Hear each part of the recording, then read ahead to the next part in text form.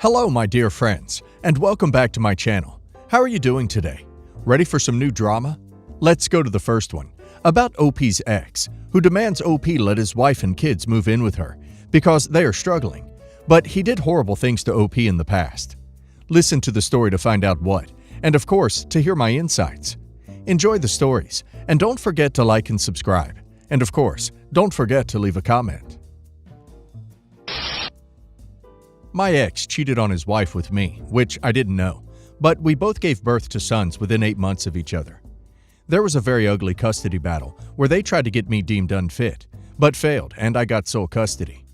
To be clear, because a few people have made this mistake, I was the girlfriend, fiancé. She was the wife. They'd been married over a decade when I met him. I didn't know he was cheating. We sent our sons to the same primary school, and the school placed them in the same class. Her son has just turned 8, while mine is 7. The boys became friends, something I didn't realize was happening until my then 4-year-old son asked if his friend could come over after school. And when I tried to get in touch with the friend's parents to arrange a play date, I realized who the friend was. On the play date, me, my ex, and his wife explained that they were half-brothers. They were 5 at the time, so the response was just sheer enthusiasm. The boys have been friends since. My ex and his wife also have another child, a 4-year-old, and all 3 boys get along very well. My ex was the sole provider for their household. He lost his job in April. He's not gotten a new job, and they've been living off savings since. They are now behind on all their expenses, and their living situation is untenable. Their plan is to move in with someone to reduce spending, sell their house to recoup some money, and then use that to settle their debts and restock their savings. My ex laid it all out for me and asked me if I would allow him, his wife, and their sons to move into my guest room. I feel very uncomfortable with this due to my history with both adults, and because he admitted that he didn't even ask his wife before he asked me. However, house instability affected me a lot growing up, and I don't want their sons to go through that if it's avoidable, as the kids are the only innocent parties here. I said their sons could have that room, and they could sort out separate accommodation for themselves. I suggested this because it would be far easier to find somewhere temporary for 2 adults than it would for 2 adults and 2 kids. My then ex called me an a-hole, saying that if I have room for the 2 boys, then I have room for him and his wife, and that he couldn't believe I would suggest that. He left, and I later received a call from his wife accusing me of trying to take their children and steal her family. I told her that was not what I was trying to do, and she responded the same way her husband did, saying that if I have room for the boys, then I have room for them too, and I'm only making them seek alternate accommodations out of spite, malice, jealousy. She then said that she feels that I'm trying to cause further drama, and that if I genuinely wanted to help, I would let them all move in as a family, as I have the space. However, I don't want to live under the same roof as my ex and his wife. I think I might be the a-hole because I can easily see how they could find I'm being manipulative with my offer, as I'm essentially throwing them a lifeline with some very heavy conditions. And if the situation were reversed, I would probably also feel that the offer was manipulative, or at least very weird. Additionally, in all likelihood, they wouldn't have asked me if they had any other options at all, and I'd probably be the last person they want to ask for help. I also feel like my offer is unfair, because I would be forcing them to split up their family unit in exchange for housing security for their sons. There's also the fact that I have space, and I could fairly easily arrange for my ex and his wife to have the double bed that's already in the spare room, plus the 2 single beds, a trundle bed and a sofa bed in my son's room, with very little accommodation or alteration to my daily life. There's also the fact that at the end of the day, they are my son's brothers and his father, and while I don't have a legal obligation to them, I feel like I have a moral obligation to help however I can. Am I the a-hole for only offering to let the boys stay here? Edit. I thought it was weird that they'd come to me to ask for help, so I wasn't sure how to react, especially given everything surrounding our relationship, and was genuinely worried that by giving a solution like this, that only really helped part of the problem and wasn't a great idea to begin with, that I was acting unreasonably or inadvertently just causing further issues when I'm trying really hard to make things work for all 3 kids involved. I was also taken aback a bit by the strength of the wife's reaction, as I was assuming she'd say something like, "I can't believe he asked that, and that obviously isn't happening," and not, "I can't believe you don't want us to live with you."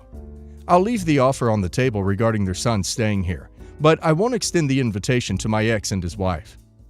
That man cheated on his wife with OP, left OP, took OP to court, tried to get OP's son taken away from her, and I'm sure much more. OP has been gracious enough to even consider talking to them again, and that is more than most people would do. They must be desperate, but that isn't OP's problem. And now let's see if the community agrees with me. Twisted Ninja 137 says, "Not the a-hole. You'd be a fool to let the adults into your house after they tried getting you deemed unfit as a parent. Anything they do in your house will be used as ammo. They help with cooking. OP can't provide food for her kids. Expect a lot of be the bigger person, and to keep the peace comments from relatives. Ignore them." Flashy Current 2284 says, "Not the a-hole. I would never let that man in my house. I would never do a favor for anyone who tried to take my child from me. They could rot in hell.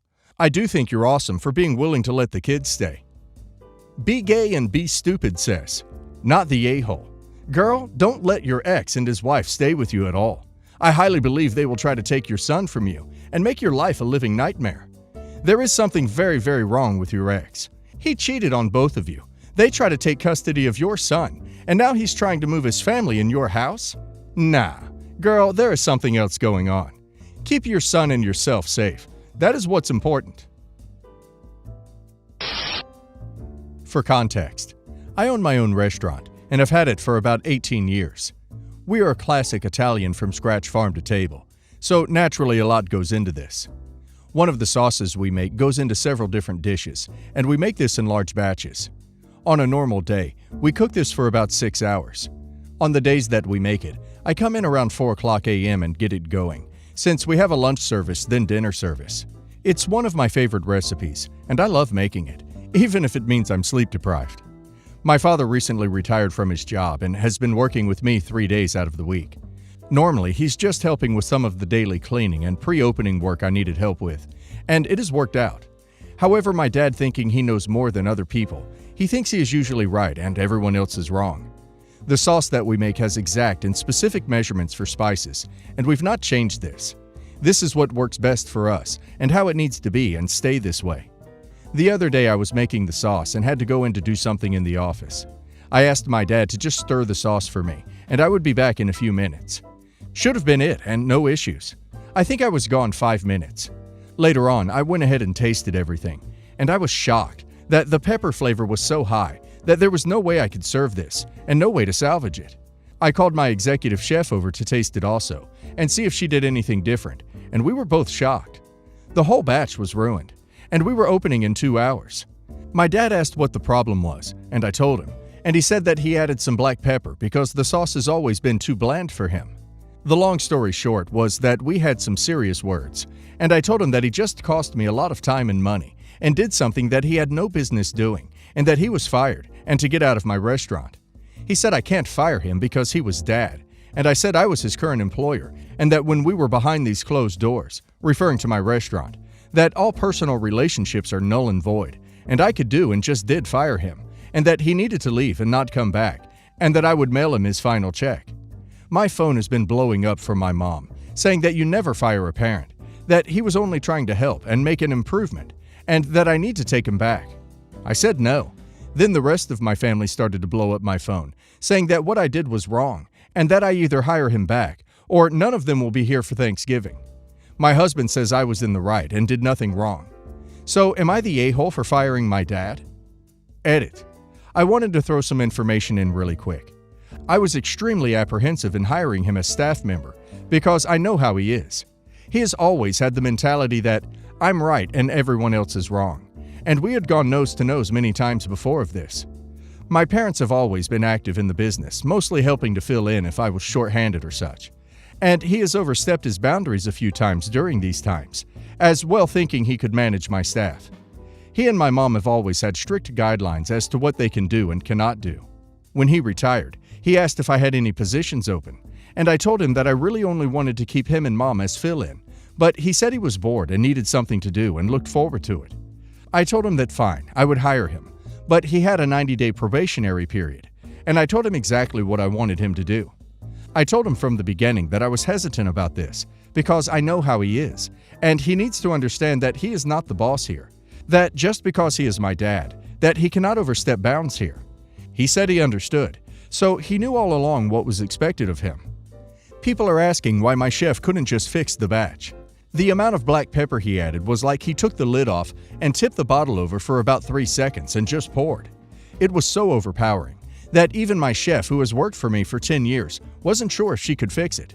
Spicy or not, there was no way to fix it or serve it. We did have leftover, and enough to get us through while we were hurried and started a new batch. But the point is, it cost us a lot of money and time that we didn't really have. OP's restaurant revenue depends on the quality of its food. OP has a recipe that she's been following for years, and dear old dad comes in and ruins the whole batch of sauce because it was too bland for him. Fact is, it's not about how the sauce tastes to him, a new employee charged with cleaning, not cooking. He did cost OP time and money. OP did the right thing. This restaurant is OP's pride and joy, OP's bread and butter, so to speak.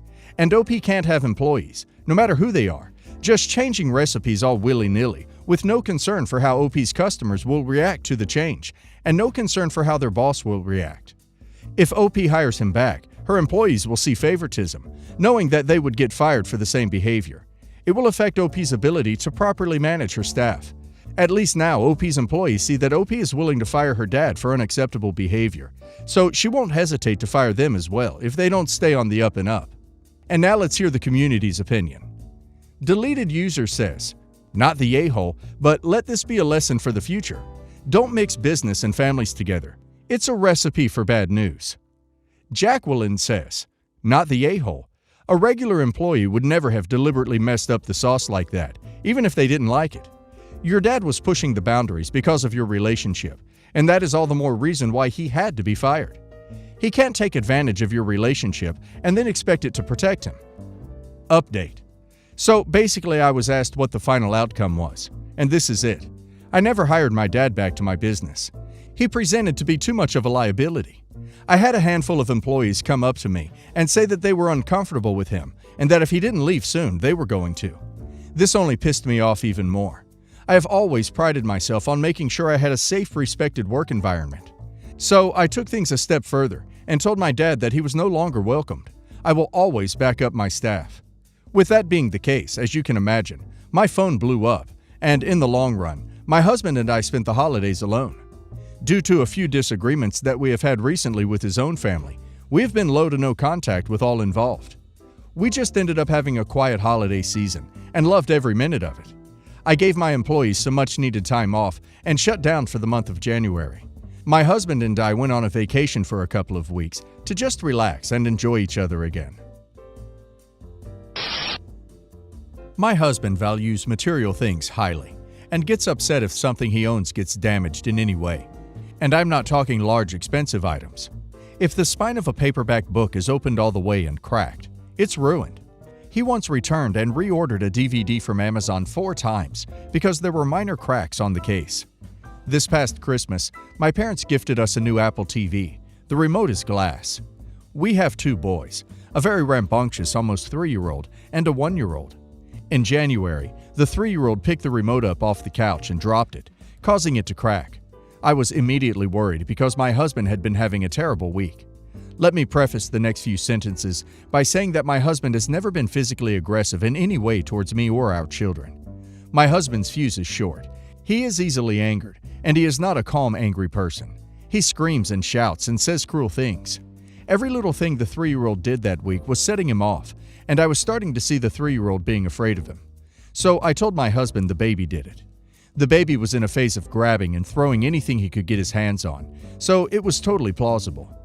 I had assumed that my husband would realize that a tiny defenseless baby would not have done it out of malice, and that he would be much easier on the baby than on the 3-year-old. I was wrong. I should have just told him I accidentally dropped it. He would have been furious with me, but that would have been the end of it. From that day on, my husband has shown an obvious and strong favoritism towards our 3-year-old. He has even said on occasion things like, "3-year-old is my favorite," and "I don't like the baby." It has honestly broken my heart. The baby feels everything bigger than his brother, and babies are perceptive. Even my mom has commented that she thinks the baby can sense that his father dislikes him. Now to the event I'm asking about. Last night, I was cooking dinner, and my husband was supposed to be getting the baby down to sleep. He was getting a cup of milk ready for baby when I noticed baby was crawling around with the Apple TV remote in his hand. I mentioned it to my husband so he could grab the remote from baby. My husband responded with something along the lines of, "What does it matter? He's already ruined it." I responded with, "Funny story, it's actually 3-year-old who broke it." My husband lost it. He called me a liar and said that he couldn't trust me. He blamed me for his dislike of the baby, saying, "You'll have to live with the fact that you're the reason I don't like baby." He then told me that I owed him an apology for lying. I absolutely refused. I told him that I would not apologize for trying to protect my child, the 3-year-old. Now he won't even talk to me or be in the same room with me. Actual disaster by says, not the a-hole. Honestly, take your children and get the hell out of that situation. If your husband is honestly willing to hate his own baby over a broken Apple TV remote, what the duck is he going to do when there's a legitimately major issue that comes along? Anger like this only escalates. You need to get your children out of that situation before it turns violent.